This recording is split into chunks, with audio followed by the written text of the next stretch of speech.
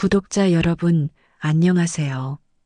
오늘 제가 겪은 이야기를 들려드리려고 합니다. 혹시 비슷한 상황에 계신 분들께 조금이나마 도움이 되었으면 좋겠습니다. 끝까지 들어주시면 정말 감사하겠습니다. 제 이름은 이영자입니다. 올해 70살이고요. 전라북도 군산에서 40년째 김밥 장사를 하고 있습니다. 아니, 하고 있었다고 해야겠네요. 이 이야기는 작년 겨울부터 시작됩니다. 제 아들 윤호가 결혼을 한다고 했을 때부터요. 윤호는 제 하나뿐인 아들입니다. 남편을 일찍 여의고 혼자 키운 아들이에요. 그 아이를 위해서라면 뭐든지 해주고 싶었습니다. 엄마, 민지랑 결혼하기로 했어요. 그날 윤호가 며느리 될 사람을 데리고 집에 왔을 때를 생각하면 지금도 가슴이 뭉클합니다. 민지는 정말 예뻤습니다. 키도 크고 화장도 예쁘게 하고 옷차림도 깔끔했어요. 무엇보다 제 아들을 보는 눈빛이 참 따뜻해 보였습니다. 어머님, 안녕하세요. 강민지라고 합니다. 목소리도 부드럽고 예의도 바른 것 같았어요. 어머님께서 김밥 정말 맛있게 만드신다고 윤호 오빠가 자랑을 많이 했어요. 이런 말을 들으니 기분이 정말 좋았습니다. 우리 아들이 저를 자랑스러워 한다니요. 그런데 조금 이상한 점도 있었습니다. 민지가 제 작은 집을 둘러보면서 살짝 인상을 찌푸리는 것 같았거든요. 여기서 쭉 사셨어요? 응, 윤호 아빠랑 신혼 때부터 여기서 살았어. 좁지만 정 많이 든 집이야. 아, 그렇군요. 윤호 오빠 어렸을 때부터 여기서 자랐군요. 뭔가 아쉬워하는 표정이었는데 그때는 그냥 새 신부가 되니까 새 집에서 살고 싶은 마음인가 보다 생각했습니다. 그런데 여러분, 결혼 준비 과정에서 이상한 일들이 하나둘씩 생기기 시작했습니다. 먼저 결혼식장부터였습니다. 엄마, 결혼식은 서울 강남에 있는 호텔에서 하려고 해요. 강남? 거기 비싸지 않겠니? 괜찮아요. 민지 아버지께서 도와주신대요. 그때는 좋다고 생각했습니다. 우리 아들이 좋은 집안과 인연을 맺는구나 하고요. 그런데 결혼 준비금 이야기가 나오면서부터 분위기가 달라졌습니다. 어머님, 요즘 결혼 준비하는데 돈이 정말 많이 들어요. 민지가 어느 날 찾아와서 하는 말이었습니다. 그래, 얼마나 드는데? 드레스만 해도 몇백만 원이고 예물도 있고 신혼집 보증금도 있어요. 말끝을 흐렸습니다. 신혼집 보증금? 전세로 들어가려고? 네, 강남은 아니더라도 서울 안에서는 살고 싶거든요. 그 말을 듣고 가슴이 좀 아팠습니다. 군산은 시골이라서 싫다는 뜻으로 들렸거든요. 얼마나 필요한지 말해봐. 엄마가 도와줄게. 정말요? 어머님, 죄송해요. 사실 윤호 오빠도 말씀드리기 어려워했는데 그렇게 첫 번째 돈을 내어줬습니다. 3천만 원이었어요. 40년 동안 새벽 4시에 일어나서 김밥을 싸고 저녁 늦게까지 장사해서 모은 돈이었습니다. 손가락에 밴드를 붙이고 허리 아픈 것도 참아가면서 모은 돈이었어요. 하지만 아까우면 뭐합니까? 내 아들 결혼인데요. 그런데 이상한 건 그 돈을 준 다음부터 윤호의 태도가 달라졌다는 겁니다. 전에는 일주일에 한두 번은 안부 전화를 했는데 이제는 한 달에 한 번 할까 말까 했어요. 윤호야, 요즘 어떻게 지내니? 아, 엄마. 요즘 회사 일이 너무 바빠서요. 그래도 몸은 챙겨야지. 제대로 먹고 다니니? 네, 걱정 마세요. 민지가 잘 챙겨줘요. 민지 이야기만 나오면 전화를 빨리 끊고 싶어 했습니다. 그러던 어느 날 민지가 또 찾아왔습니다. 어머님, 죄송한데 또 부탁드릴 게 있어요. 이번에는 뭔가 했더니 신혼집 가전제품 이야기였습니다. 요즘 아파트에는 붙박이 가전이 없으면 정말 불편해요. 냉장고, 세탁기, 에어컨까지요. 또 몇 천만 원이 나가는 이야기였습니다. 민지야, 처음부터 다 새 것으로 살 필요는 없지 않을까? 중고도 괜찮은 게 많던데. 그러자 민지의 표정이 확 달라졌습니다. 어머님, 제가 원하는 게 너무 큰가요? 윤호 오빠도 괜찮다고 했어요. 아니, 그런 게 아니라 저희는 서울에서 살잖아요.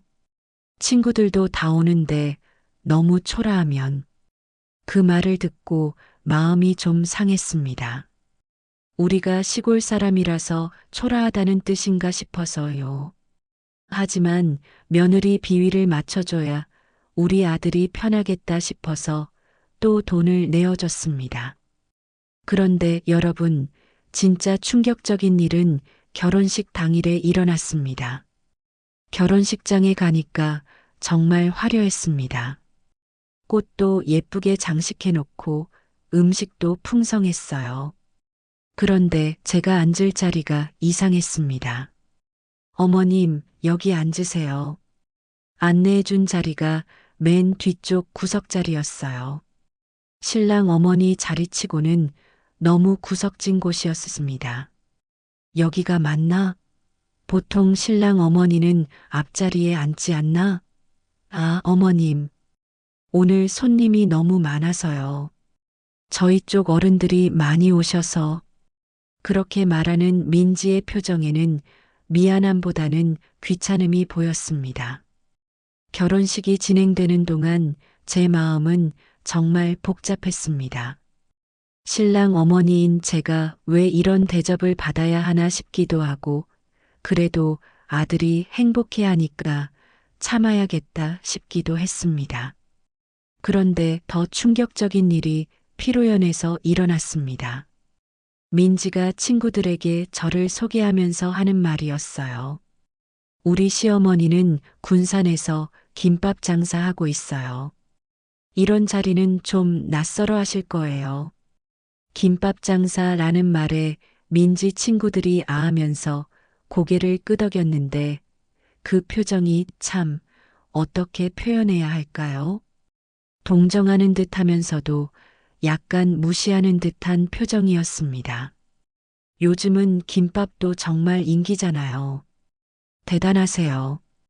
겉으로는 칭찬하는 듯 했지만 속마음은 다른 것 같았어요. 그리고 결정적으로 제 마음을 아프게 한 말이 있었습니다. 윤호는 정말 효자인 것 같아요.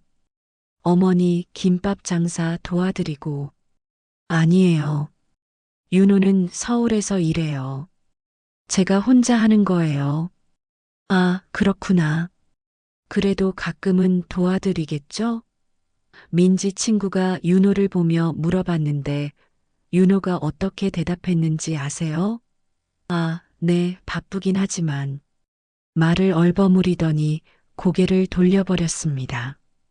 그 순간 정말 부끄러웠습니다. 제가 아들에게 부끄러운 존재라는 걸 그렇게 느꼈거든요. 피로연이 끝나고 집으로 돌아오는 길에 혼자 차 안에서 많이 울었습니다. 40년 동안 새벽 4시부터 일어나서 김밥을 만들고 하루 종일 서서 장사하면서 아들을 키웠는데 그 아들이 제가 부끄럽다는 듯이 고개를 돌려버리다니 집에 와서도 잠이 안 왔습니다.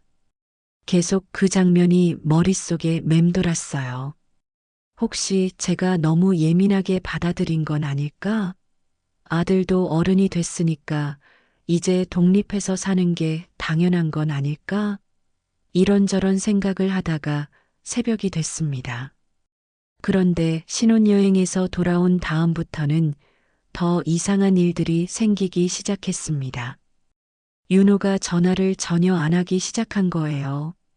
한 달, 두 달이 지나도 연락이 없었습니다. 제가 먼저 전화를 하면 엄마 지금 회사에 있어요. 나중에 연락드릴게요. 그리고 연락은 오지 않았습니다. 어느 날은 윤호가 아닌 민지가 전화를 했어요. 어머님, 요즘 윤호가 회사 일이 너무 바빠서요. 대신 안부 인사드려요. 그래, 고맙다. 몸은 건강하지? 네, 저희는 잘 지내고 있어요. 어머님도 몸 조심하세요. 딱 여기서 끝이었습니다. 더 이상 할 말이 없다는 듯이요. 그러던 중에 제게 큰 시련이 찾아왔습니다.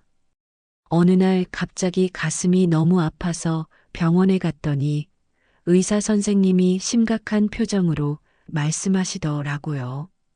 어머니, 심장에 문제가 있습니다. 수술을 받으셔야겠어요. 수술이요? 네, 빨리 하지 않으면 위험할 수 있습니다. 그 말을 듣는 순간 정말 막막했습니다. 혼자 살다가 혼자 죽는구나 싶었어요. 떨리는 손으로 윤호에게 전화를 걸었습니다. 윤호야, 엄마가 수술을 받아야 한대. 수술요? 무슨 수술인데요? 심장 수술이야. 의사 선생님이 빨리 해야 한다고 하네. 전화 너머로 윤호가 당황하는 소리가 들렸습니다. 엄마, 그럼 언제 수술하세요? 다음 주 화요일이야. 아, 그때 제가 중요한 회의가 있어서 민지라도 보낼게요. 중요한 회의라고요? 엄마가 생사를 오가는 수술을 받는데 회의가 더 중요하다고요? 가슴이 너무 아팠습니다. 병 때문이 아니라 마음이 아팠어요. 수술 당일 정말 무서웠습니다. 혼자서 수술실 앞 의자에 앉아 있으니까 너무 외로웠어요. 다른 환자분들은 가족들이 다 와서 기다리고 있는데 저 혼자만 덩그러니 있었어요. 그때 민지가 왔습니다. 어머님, 죄송해요. 윤호가 정말 빠질 수 없는 일이 있어서요. 괜찮다. 내가 왔으니까. 그래도 고마웠습니다. 혼자가 아니라는 게요. 수술은 다행히 잘 됐습니다. 하지만 회복하는데 시간이 좀 걸렸어요.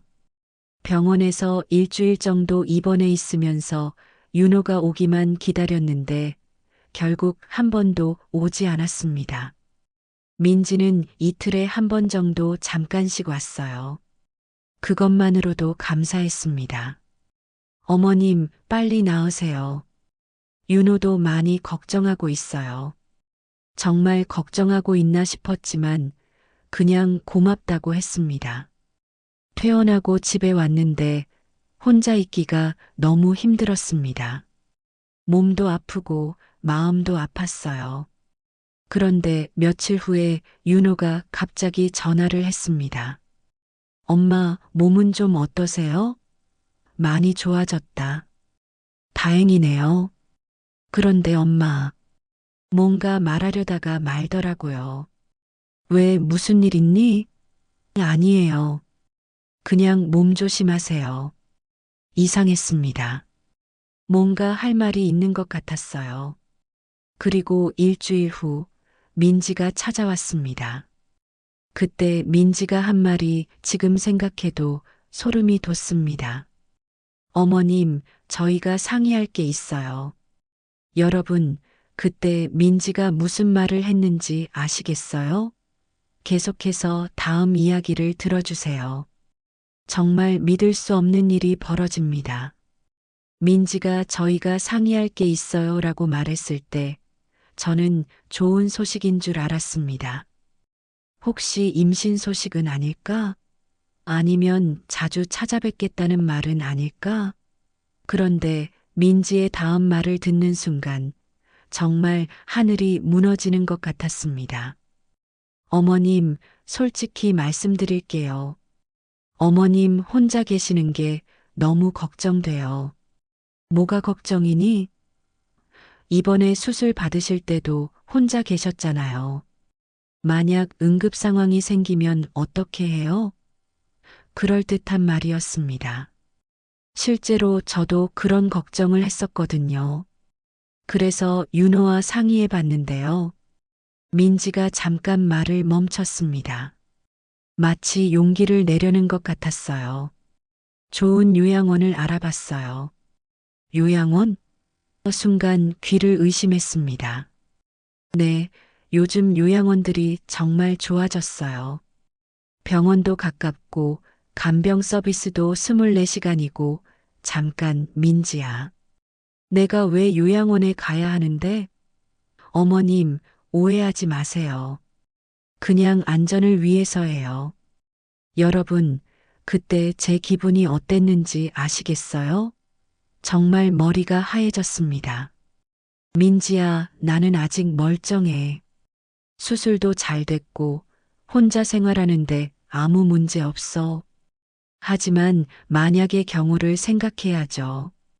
윤호도 서울에 있어서 바로 달려올 수 없고, 그럼 윤호는 뭐라고 했는데? 윤호도 어머님 안전이 가장 중요하다고 했어요. 그 말을 듣는 순간 가슴이 너무 아팠습니다. 내 아들이 나를 요양원에 보낸다고? 정말 그런 말을 했다고? 민지야, 나는 아직 70살이야.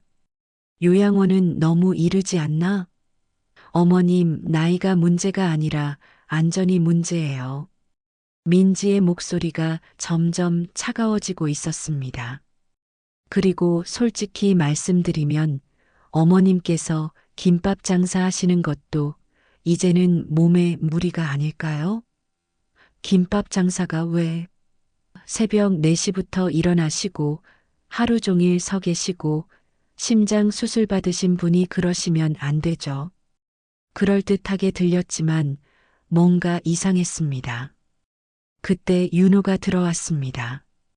어머님 잘 지냈어요? 오랜만에 보는 아들의 얼굴이었습니다.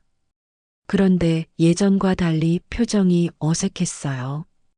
윤호야, 정말 오랜만이다. 엄마 수술 받을 때는 왜 못 왔어? 아, 그때는 정말 중요한 일이 있어서요. 변명을 하다가 말더라고요. 윤호야, 민지가 요양원 이야기를 하던데 너도 정말 그렇게 생각하니? 윤호가 민지를 쳐다봤습니다. 뭔가 눈빛을 주고받는 것 같았어요. 엄마, 사실 저희도 많이 고민했어요. 고민을 왜 해? 나는 혼자서도 잘 살고 있는데. 하지만 만약 또 응급 상황이 생기면 그럼 그때 생각하자. 지금 당장 요양원에 갈 이유는 없잖니. 그러자 민지가 갑자기 끼어들었습니다. 어머님, 사실 저희에게도 사정이 있어요. 무슨 사정? 제가 임신했어요. 임신이라고요? 순간 기분이 좋아졌습니다. 드디어 손주를 보게 되는구나 싶어서요. 정말 축하한다. 언제?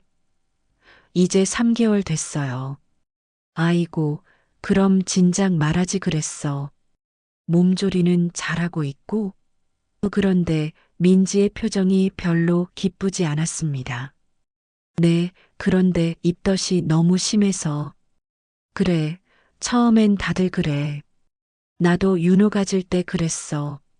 어머님, 민지가 제 말을 끊었습니다. 솔직히 말씀드릴게요. 제가 임신해서 예민한 상태인데 어머님께서 멀리 계시면 너무 불안해요. 불안하면 자주 보면 되지. 군산이 그리 먼 곳도 아닌데. 아니에요. 그게 아니라 민지가 말을 멈췄다가 다시 말했습니다. 만약 어머님께 무슨 일이 생기면 윤호가 달려가야 하잖아요. 그럼 저는 어떻게 해요? 아, 그제야 이해됐습니다. 이 사람은 제가 윤호에게 짐이 된다고 생각하는 거였어요. 민지야, 나는 별일 없어. 수술도 잘 됐고. 하지만 나이 드시면 언제 무슨 일이 생길지 모르잖아요. 그런 식으로 말하면 젊은 사람들도 언제 무슨 일이 생길지 모르는 거 아니야? 민지의 얼굴이 굳었습니다. 어머님, 저희가 부탁드리는 건데 왜 이해를 못 해주세요? 부탁? 이게 부탁이야? 내 집에서 쫓아내는 게, 쫓아낸다는 게 아니라 더 안전하고 편한 곳으로, 편한 곳이라고? 요양원이 집보다 편해? 그때 윤호가 끼어들었습니다. 엄마, 너무 흥분하지 마세요. 흥분해? 내가 지금 흥분하고 있다고? 민지 말이 틀린 건 아니에요. 엄마 혼자 계시는 게 위험한 건 사실이잖아요. 제 아들의 입에서 그런 말이 나온다니. 윤호야, 너 정말 엄마를 요양원에 보내고 싶어? 그런 게 아니라. 그럼 뭐야? 윤호가 대답을 못했습니다. 그냥 고개만 숙이고 있더라고요. 그때 민지가 다시 말했습니다. 어머님, 한번 둘러보기라도 하세요. 생각보다 좋을 거예요. 벌써 알아봤다고? 네, 서울 근처에 정말 좋은 곳이 있어요. 여러분, 이미 다 알아봤다는 거예요. 제 의견은 전혀 묻지도 않고 말이에요. 얼마나 드는데? 그건 나중에 이야기하죠. 뭔가 숨기는 것 같았습니다. 아니야, 지금 말해. 한 달에 얼마? 한 달에 200만 원 정도요. 200만 원? 깜짝 놀랐습니다. 제가 김밥 장사해서 버는 돈이 한 달에 150만 원 정도였거든요. 그럼 내가 어떻게 내? 그건 저희가 도와드릴게요. 너희가? 네, 어머님을 위해서라면 뭔가 이상했습니다. 그렇게 돈이 넉넉하면 왜 결혼할 때 저에게 그렇게 손을 벌렸을까요? 민지야, 너희가 그렇게 여유가 있었어? 결혼 준비할 때는 돈이 부족하다고 했으면서 민지의 얼굴이 순간 굳었습니다. 그때는 그때고 지금은 지금이죠. 그런데 그때 정말 충격적인 말을 들었습니다. 사실은요, 어머님, 민지가 윤호를 쳐다보더니 용기를 내는 것 같았어요. 저희가 새 집으로 이사를 가려고 해요. 새 집? 전세 집 말고? 네, 아파트를 사려고요. 돈은 어디서? 그게 어머님께 부탁드리고 싶은 게 있어요. 가슴이 뛰기 시작했습니다. 좋지 않은 예감이 들었어요. 무슨 부탁? 저희를 도와주시면 안 될까요? 얼마나? 3억 정도면. 3억? 정말 기가 막혔습니다. 요양원에 보내놓고 제 돈으로 집을 사겠다고? 3억을 어디서 구하라고? 어머님께서 김밥 장사 40년 하신 돈이 있으시잖아요. 그 돈은 내 노후 자금이야. 하지만 어머님은 이제 요양원에서 지내시잖아요. 노후 걱정은 없으시죠? 이 사람이 무슨 말을 하고 있는 거예요? 민지야, 너 지금 무슨 말 하는 거니? 저희도 아이가 생겼으니까 좀 더 넓은 집에서 살아야죠. 그건 너희 일이고 내 돈은 내 것 아니야? 어머님, 저희가 어머님 모실 돈도 필요한데. 아, 이제 본색을 드러내는군요. 제 돈으로 집을 사고 저는 요양원에 가라는 거였어요. 윤호야, 너도 그렇게 생각하니? 윤호가 고개를 들었는데 그 눈빛이 예전과 완전히 달랐습니다. 엄마, 어차피 엄마 혼자 쓰기에는 너무 큰 돈이잖아요. 혼자 쓰기에 너무 크다고? 그리고 저희가 잘 살아야 어머님도 편하시잖아요. 정말 어이없었습니다. 편하긴 뭐가 편해? 내 돈 다 뺏어가고 요양원에 처박아 놓으면서 처박는다는 게 아니라 그럼 뭐야? 민지가 갑자기 화를 냈습니다. 어머님, 저희도 참을 만큼 참았어요. 뭘 참았다고? 어머님께서 너무 이기적이세요. 이기적이라고요? 40년 동안 새벽 4시에 일어나서 아들을 위해 살아온 제가 이기적이라고요? 내가 뭐가 이기적인데? 그 자식이 도움을 청하는데 왜 그렇게 아끼세요? 자식한테 돈을 아낀다고?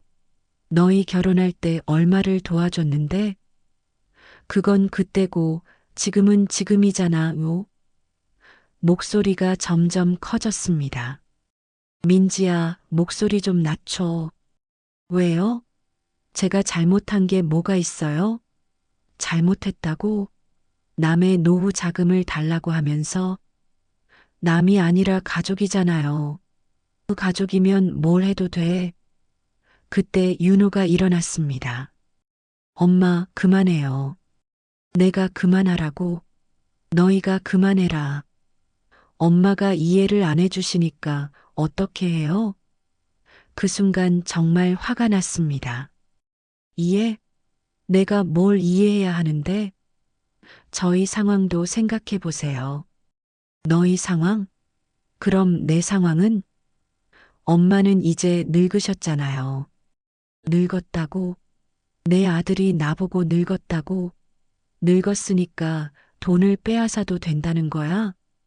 빼앗는다는 게 아니라, 그럼 뭐야? 민지가 일어나서 가방을 들었습니다. 윤호야, 가자. 이렇게 대화가 안 되는데 뭘 더 말해.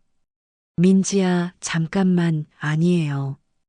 어머님께서 저희를 이렇게 생각하시는데 더 이상 뭘 바래요? 그리고 문 앞에서 돌아서서 말했습니다. 어머님, 나중에 후회하실 거예요. 후회한다고요? 제가요? 뭘 후회해? 지금 저희를 도와주지 않으면 나중에는 더 힘들어지실 거예요. 무슨 뜻이야? 생각해 보세요. 어머님 나이에 혼자서 얼마나 더 버티실 수 있을지. 그 말을 하고 나가버렸습니다.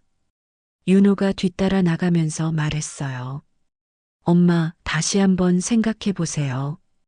그렇게 둘이 나간 후 집이 너무 조용했습니다.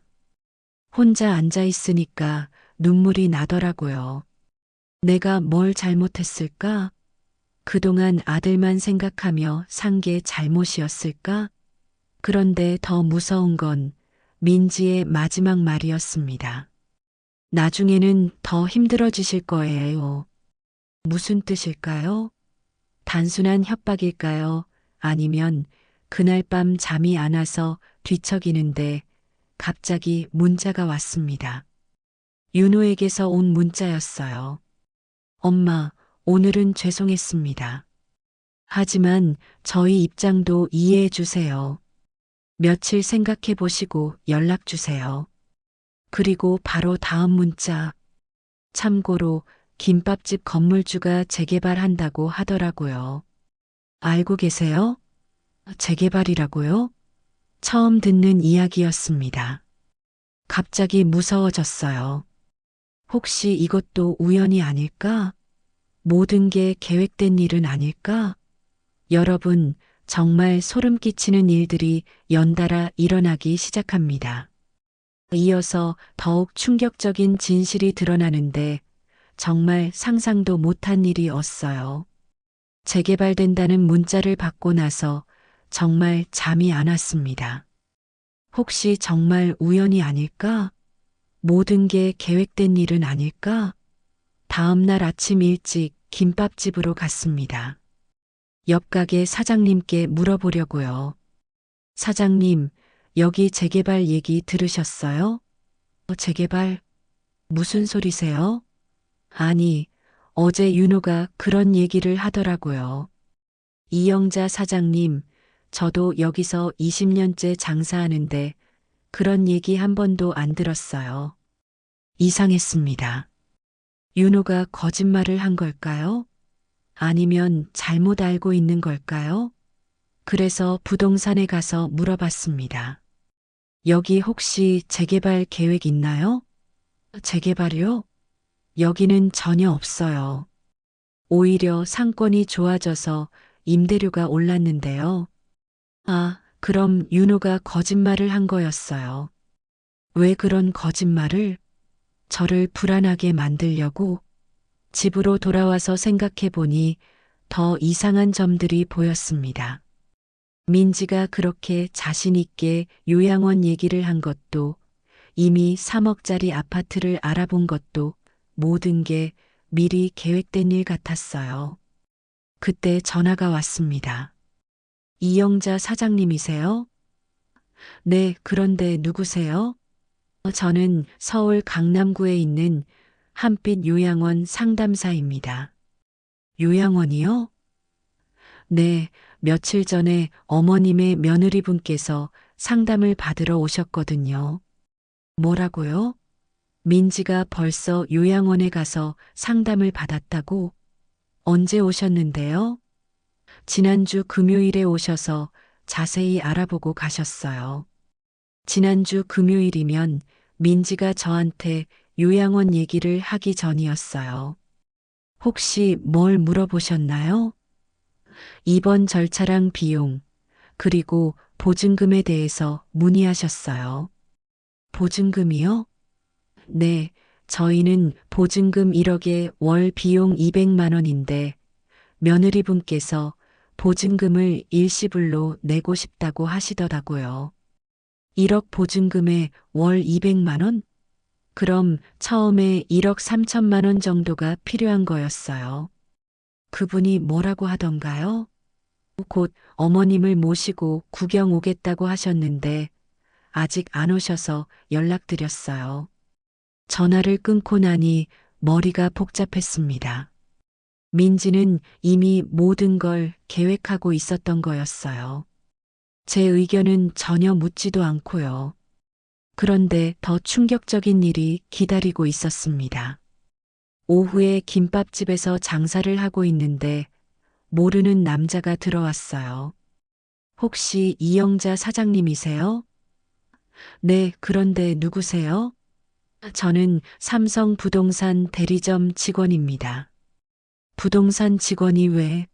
며칠 전에 젊은 남자분이 오셔서 이 건물 시세를 물어보더라고요. 젊은 남자요? 네, 자기소개를 하길 이영자 사장님의 아들이라고 하던데요.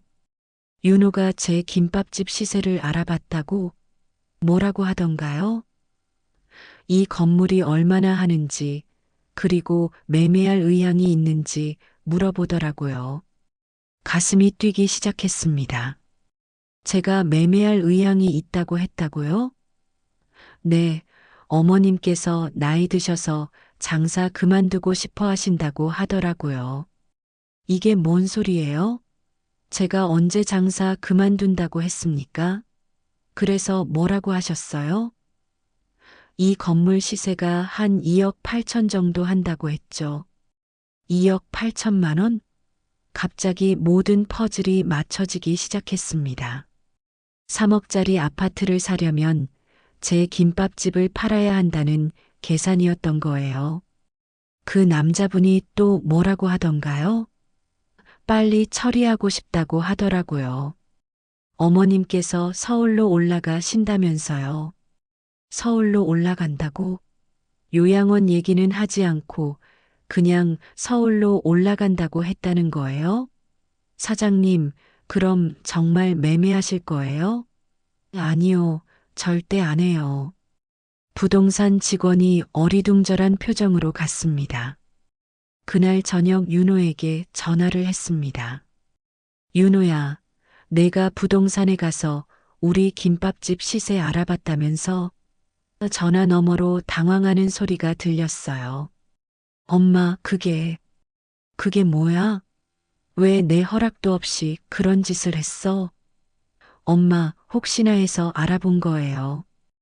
혹시나 해서? 무슨 뜻이야? 엄마께서 서울로 오시면 김밥집이 필요 없잖아요. 내가 언제 서울로 간다고 했어? 요양원에 요양원은 내가 가겠다고 한 적 없어. 목소리가 커졌습니다. 엄마, 흥분하지 마세요. 흥분해? 내 등 뒤에서 내 재산 팔려고 알아보고 다니면서 흥분하지 말라고? 엄마 오해해요. 오해? 뭐가 오해야? 그때 뒤에서 민지 목소리가 들렸어요. 윤호야, 전화 끊어. 어머님께서 이해를 안 해주시는데 뭘 더 말해. 민지야, 내가 거기 있어? 네, 있는데요. 너 한빛 요양원에 가서 상담받았다면서? 순간 전화가 조용해졌습니다. 어머님, 그건 언제 갔어? 나한테 말하기 전에? 어머님을 위해서, 나를 위해서? 내 허락도 없이? 그때 정말 충격적인 말을 들었습니다. 민지가 윤호에게 속삭이는 소리가 들렸어요. 그냥 솔직히 말해버려. 어차피 들킬 것 뻔하잖아. 민지야. 뭘 민지야? 어머님도 다 아시는데. 그리고 민지가 전화를 받았습니다. 어머님, 솔직히 말씀드릴게요. 뭘 솔직히? 저희는 어머님께서 협조해 주시든 안 해 주시든 상관없어요. 뭐라고? 어차피 저희 가할 방법은 다 있거든요. 가슴이 정말 두근거렸습니다. 무슨 뜻이야? 어머님 나이에 혼자 계시면 언제 무슨 일이 생길지 몰라요. 그래서 그럼 저희가 어머님 재산을 관리해야 하잖아요. 재산을 관리한다고? 민지야, 너 지금 무슨 소리 하는 거야? 성년후견인 제도 아세요? 순간 온몸이 차가워졌습니다. 뭐? 어머님께서 판단력이 떨어지시면 저희가 법적으로 어머님 재산을 관리할 수 있어요. 판단력이 떨어진다고? 내가 심장 수술도 받으셨고, 나이도 많으시고, 이 사람들이 정말 미쳤구나 싶었습니다. 민지야, 너 지금 나를 치매 환자 취급하는 거야? 치매까지는 아니더라도 합리적 판단이 어려우시잖아요. 합리적 판단이 어렵다고? 3억이면 작은 돈 아닌데 자식 도와주기 싫어하시잖아요. 이게 진짜 제 며느리가 하는 말인가 싶었어요. 도와주기 싫어한다고? 너희 결혼할 때 얼마를 도와줬는데? 그건 그때고 지금은 지금이죠. 그럼 지금은 뭐가 다른데? 지금은 저희가 정말 절실해요. 절실하면 내 재산을 빼앗아도 돼? 빼앗는다는 게 아니라 빌리는 거예요. 빌린다고? 언제 갚을 거야? 나중이 언제야? 대답이 없었습니다.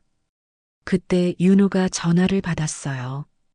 엄마, 민지가 말을 너무 심하게 했네요. 죄송해요. 윤호야, 너도 그렇게 생각하니?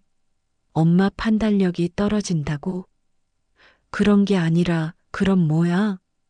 엄마께서 너무 고집이세요. 고집이 세다고? 고집이 세면 재산을 뺏어도 돼? 뺏는다는 게 아니라. 그럼 뭐야? 가족끼리 서로 도와야 하는 거 아니에요? 도와야 한다고?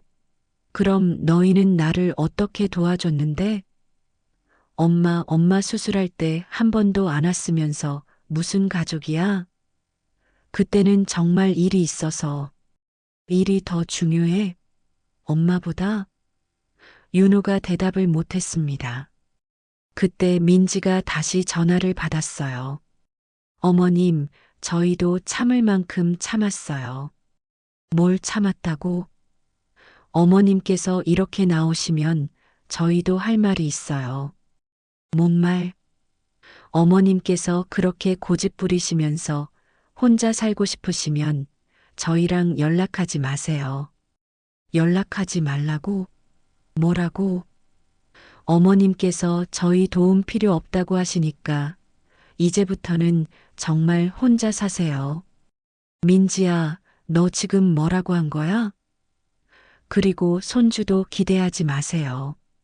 순간 머리가 하얘졌습니다. 손주를 왜? 어머님 같은 할머니는 우리 아이에게 독이 될 것 같아요. 독이 된다고?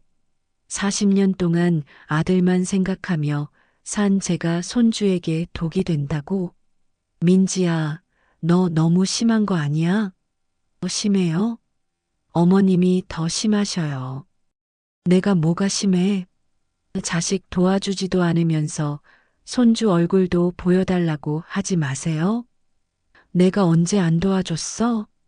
아니에요? 그럼 혼자서 다 하세요. 그리고 전화를 끊어버렸습니다. 여러분, 그 순간 정말 허탈했습니다. 이게 정말 제가 키운 아들이 만나서 결혼한 여자일까? 이게 정말 제 며느리일까? 전화기를 들고 한참 멍하니 있었습니다. 그러다가 갑자기 화가 났어요.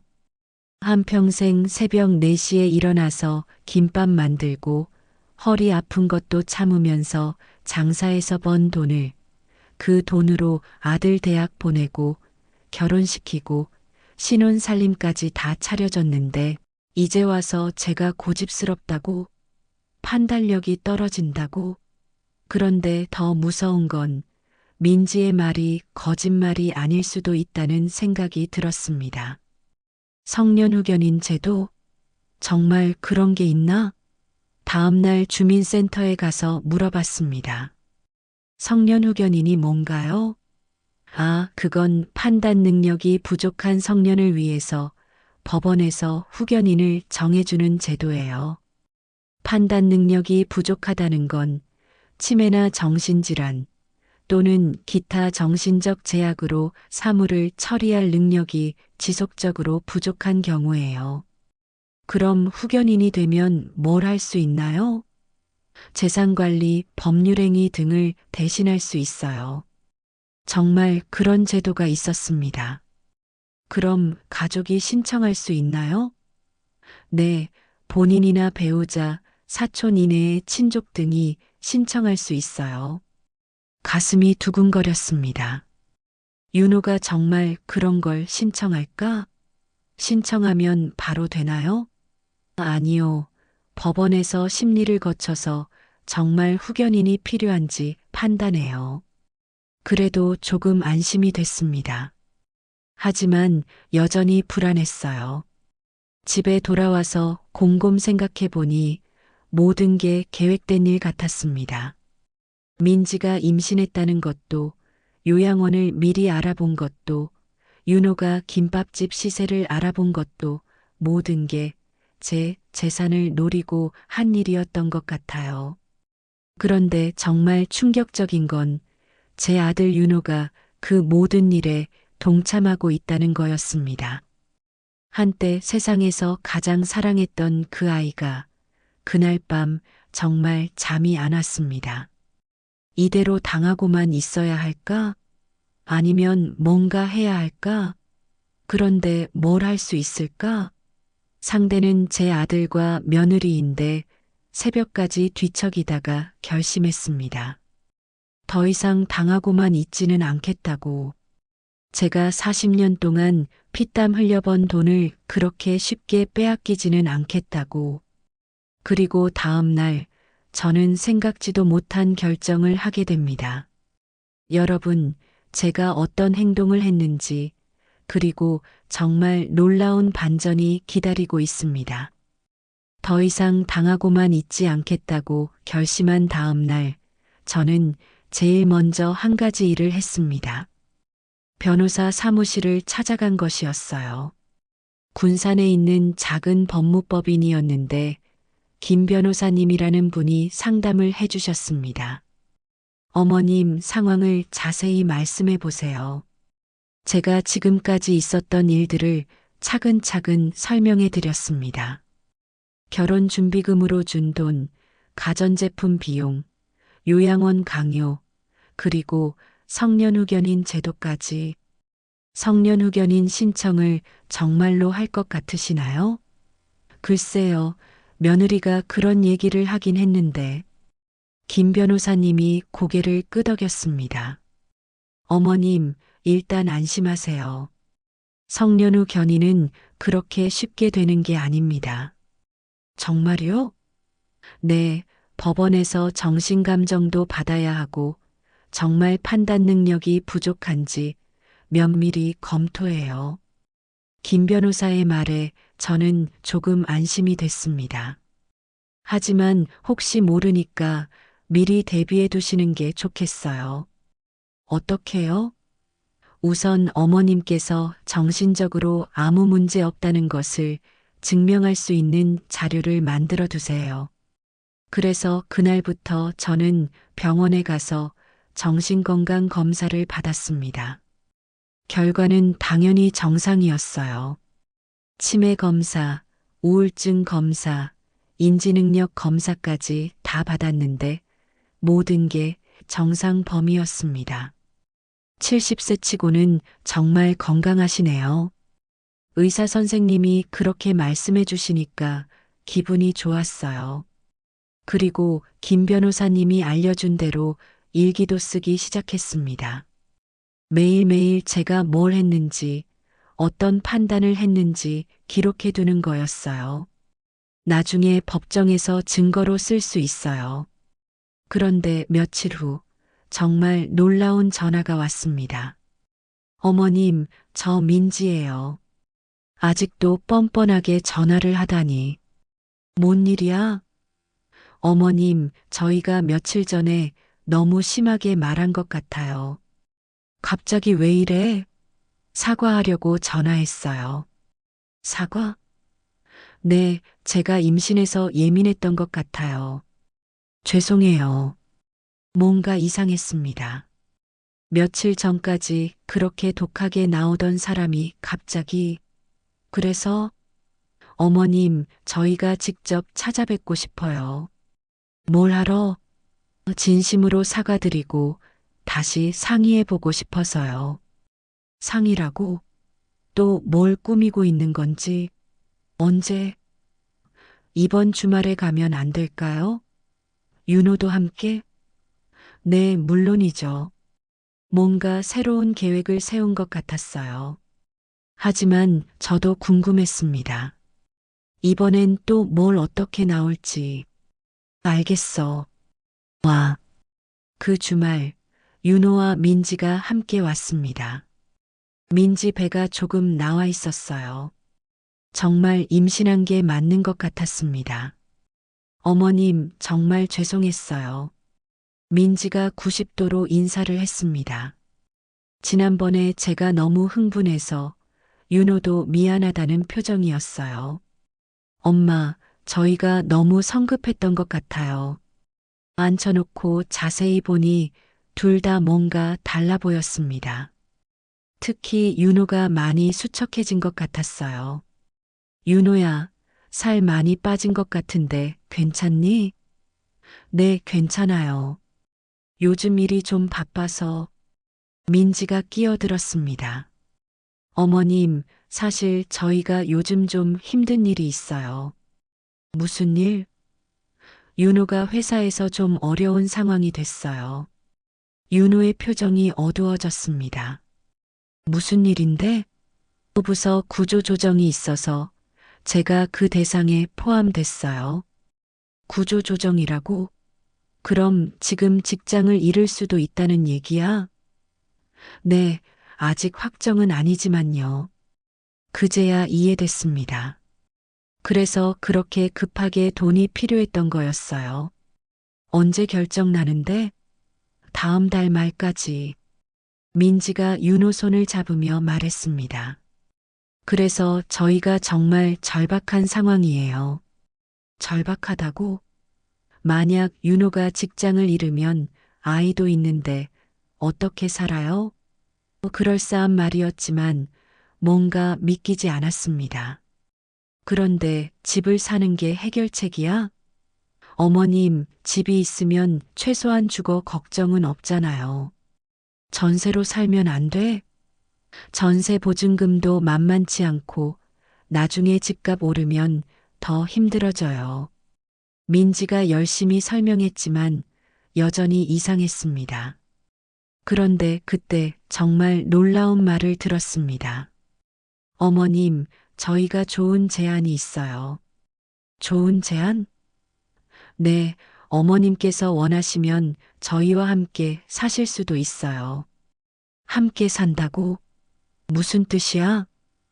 새로 살 아파트가 방이 3개거든요. 방 하나는 어머님 방으로 드리고요. 이상했습니다.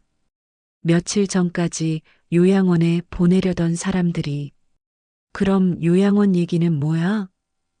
그건 저희가 너무 성급했던 것 같아요. 민지가 부끄러운 듯 말했습니다. 생각해 보니까 가족이 함께 사는 게 맞는 것 같아요. 정말? 네, 저도 임신 중이라 어머님 도움이 필요할 것 같고요. 제 도움이 필요하다고? 며칠 전에는 독이 된다고 하더니, 윤호야, 너도 그렇게 생각하니? 네, 엄마. 가족이 함께 살면 서로 도울 수 있잖아요. 뭔가 이상했지만 나쁘지 않은 제안 같기도 했습니다. 혼자 사는 것보다는 가족과 함께 사는 게 낫겠죠. 그런데 3억은 여전히 내가 내야 하는 거야? 그건 저희가 나중에 다 갚을게요. 언제? 윤호가 다시 좋은 직장 구하면요. 또 나중에라는 말이네요. 그런데 만약 못 구하면? 그럴 일은 없을 거예요. 확실하지 않은 대답이었습니다. 어머님, 일단 생각해 보세요. 민지가 가방에서 뭔가를 꺼냈습니다. 이게 뭐야? 저희가 알아본 아파트 자료예요. 정말 자세하게 알아본 것 같았어요. 사진도 있고, 평면도도 있고, 여기 어머님 방도 표시해뒀어요. 정말로 제 방까지 생각해 둔 것 같았습니다. 그런데 자료를 보면서 이상한 점을 발견했습니다. 여기 계약자 이름이 왜 민지만 적혀 있어? 민지가 당황하는 것 같았어요.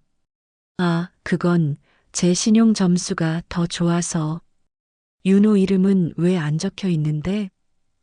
함께 쓸 거니까 상관없잖아요. 상관없다고? 3억짜리 집인데? 그런데 만약 너희가 이혼하면 어떻게 돼? 갑자기 분위기가 차가워졌습니다. 어머님, 저희가 왜 이혼해요?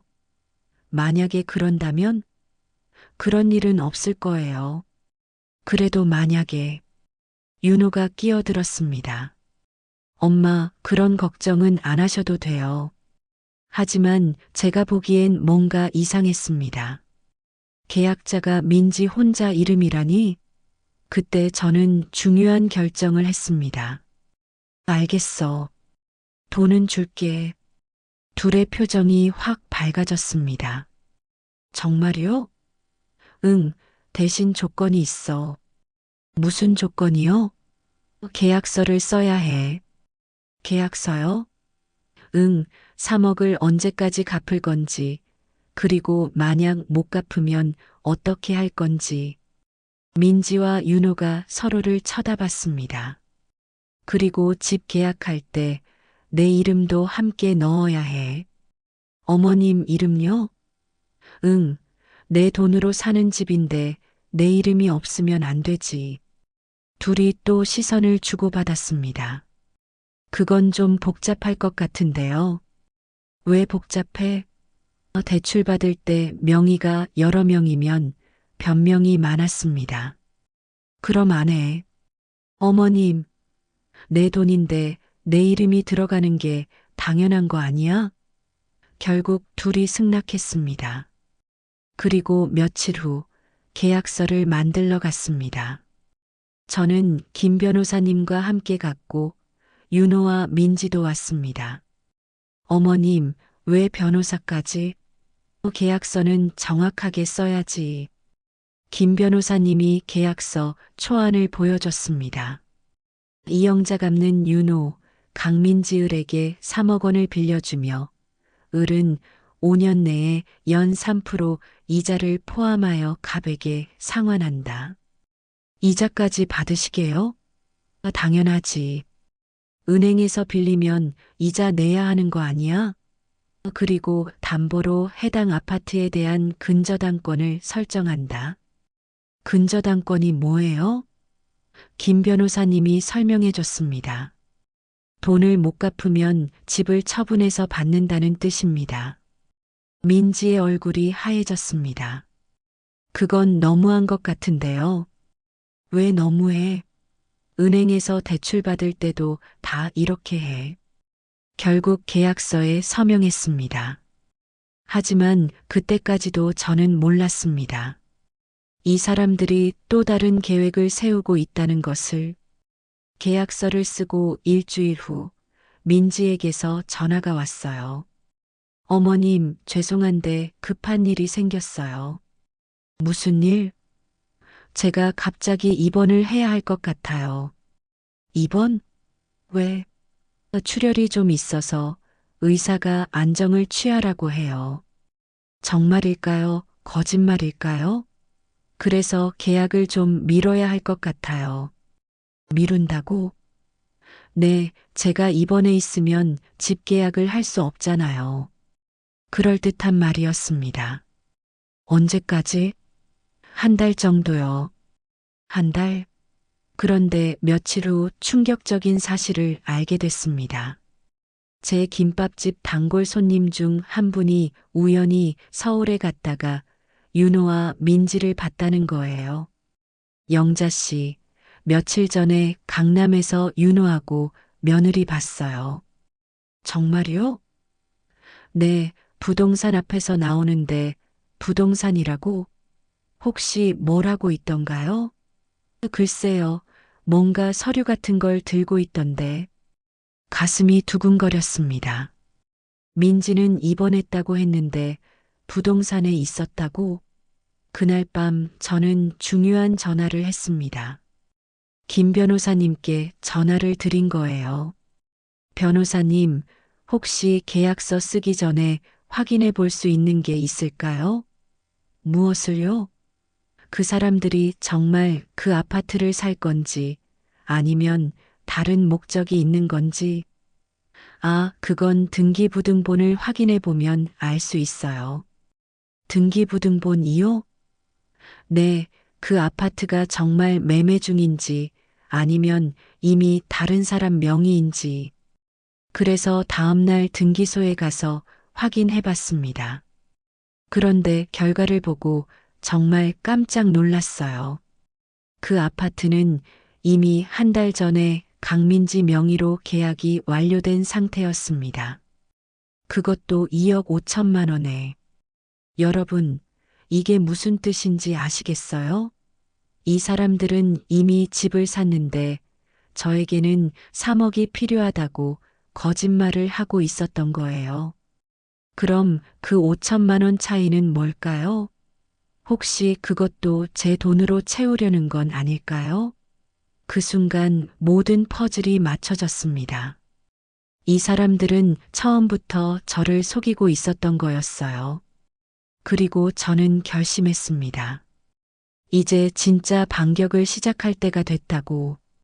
여러분, 지금부터 정말 통쾌한 복수가 시작됩니다. 제가 어떻게 이 사기꾼들을 응징했는지 정말 속 시원한 결말이 기다리고 있어요. 끝까지 놓치지 마세요.